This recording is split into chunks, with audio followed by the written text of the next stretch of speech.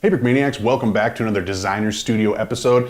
Today we're looking at the Mark V with Mary Wilson. Last week we took a look at the Saint-Charmant. You've been diving right into Great War bricks. I really have. Yeah, right. It's been pretty cool. I like to see these creations. The Mark V, obviously, probably the most iconic tank of World War I, but the Saint-Charmant fairly close behind it, especially with modern day video games. Right. So tell me a little bit about this updated model. You had a Mark IV and a Mark V to kind of work with. Yeah.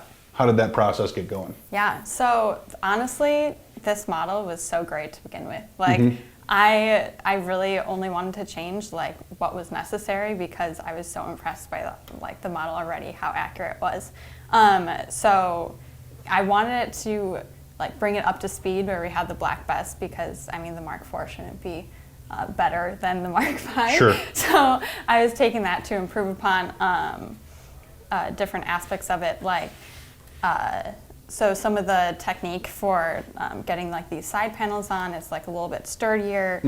Some of the inside is like more updated, it's a little bit more accurate to how it really is inside there. So when you get your figs in there, they fit in. Oh, cool. And also like before we had some like this flex tubing was like overly complicated, I would say. So just trying to make that more accurate to the model. It's also like so sturdy, like you can pick it up. Oh, nice. It's pretty crazy. How does it go on? Because sometimes that flex tubing, getting it pinched down there can be infuriating. I mean, like once you like connect the top part and then just like bend it down, you might have to hold it for a little bit, but like it did not take long for this to like lock in Hold in there. place. So Cool, good to know. It's pretty cool.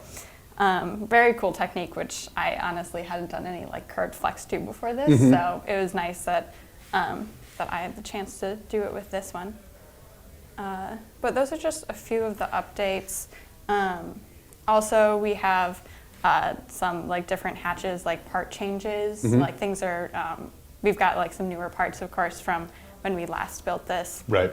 So just bringing that up to speed and making sure everything's still affordable, because sometimes this dark tan is like pretty expensive. So Yes. I wanted to make sure everyone could still afford this, which was pretty great.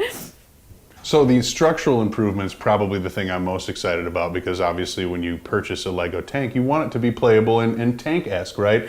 So that was a cool upgrade. When you initially started to kind of like bring it all together, we talked a little bit about potentially doing a Mark IV, Mark V combo. Did that just kind of get dropped mostly because of the tan colors and how expensive that got? Yeah, it was actually like the female male version. Right. And so for the other version, it was kind of some of the pieces were like very expensive, and we knew that like this model would be Right.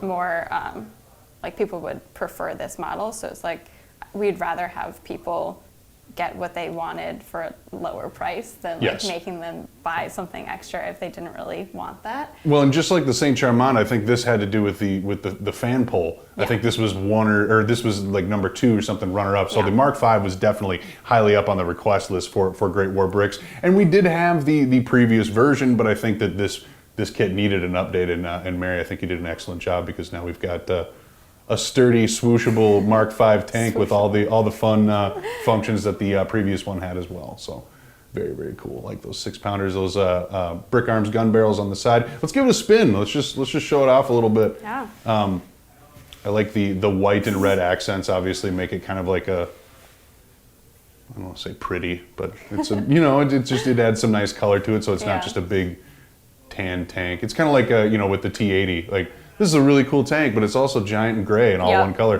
This you get to work in a little bit of fun, especially up in the front there, etc. And then just how about those tracks?